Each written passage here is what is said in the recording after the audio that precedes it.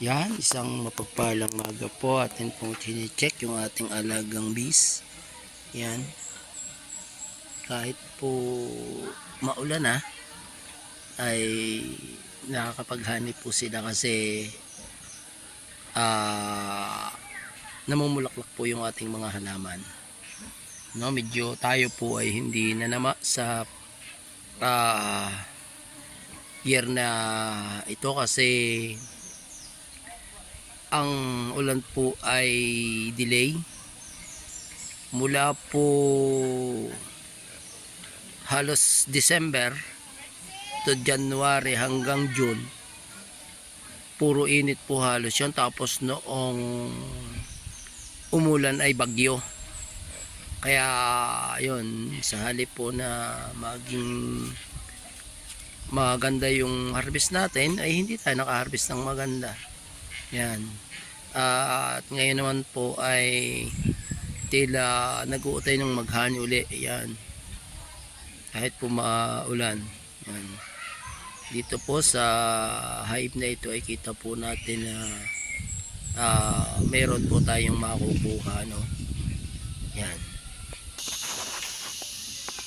Yan. Ito po yung isang colony natin.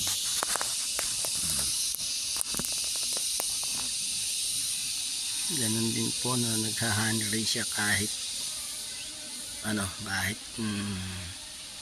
maulan. Yan. Kasi may nakukuha po silang nectar. Yan. Kaya mga bandarian po, pwede po ulit tayong makaharvest sa biyaya ng Diyos. Yan.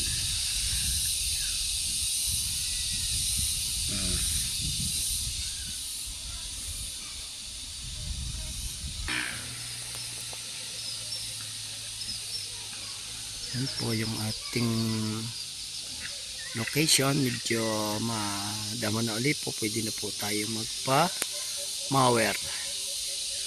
Yan. Yan po yung ating mga box. Yan.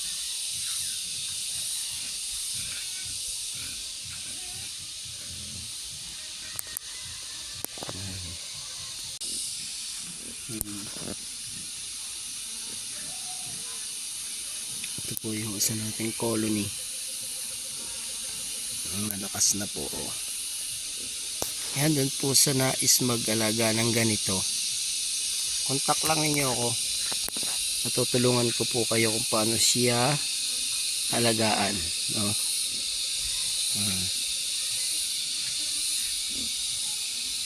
Yan.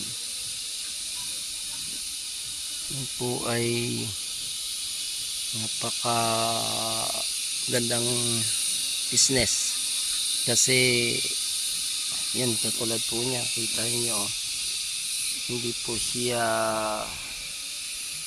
pinakakain. Wala po tayong maintenance niya kundi box lang. Walang gamot, walang sugar. So mag-iintay lang po tayo diyan ng magandang panahon para sila ay makapag-produce ng honey. Yan. At hindi lamang po honey ang pwede nating pakinabangan dyan, kundi yung kanilang wax. Yan po ay nagagawang kandila. Yan.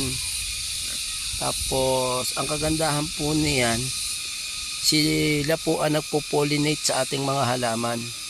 Kaya yung ating mga halaman ay magaganda ang harvest. Tulad po ng kalamansi. Yan. Kung kayo may mga kalamansi farm, no, ay napakaganda po niyan, no? Anumang halaman na meron tayo ay pwede po nating pakinabangan ang bee sa pamamagitan ng kanilang pagpo-pollinate. Yan. Yan mga ka-bees,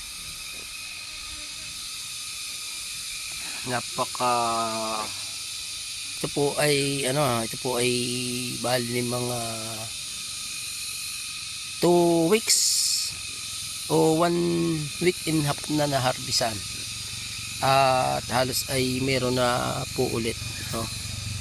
Ganun po kabilis ang ating alaga, no? Medyo ano yung ano niya, ito po ay aggressive. Tataka nga ako po ko dun sa iba na mga fish na nakikita ko na aano nila ng walang bibig. Pag ito po ang iyong pinakaalma ng walang bibig, ay masasaktan po tayo, piho. Yun na po ang tiyak. Napakadaming sting po ng ating tatamuin. Yan. Meron na pong taklob. Yan. Hindi na po siya mababasa ng tubig. Ito po ang gagamitin nating panaklob. Yan. Yan. Ito po yung isa pa nating colony.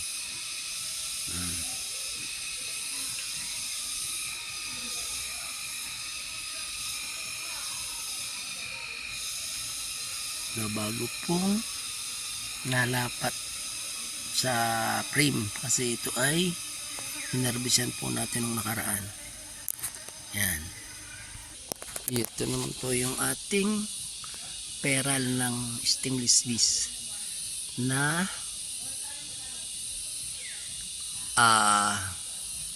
atin pong pinatungan ng box.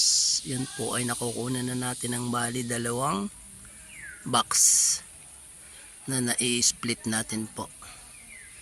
Yan, patatlo na po ito sa kanya at nananatiling buo yung kanyang hide. Yan. Yan po yung pinakamagandang ano kaysa sa atin pong i-transfer ng direktahan, ay mas ano po yan, mas sure na hindi mamamatay ang colony, mas effective kasi pagka ibabaks natin kaagad, ano yon, may posibilidad na masira. Ito wala po siyang napakatimbang po na hindi mamamatay yung ating colony. Yan. Pagka yan po ay napuno ang box, ay atin pong i-split na ulit. Yan. Yan, God bless.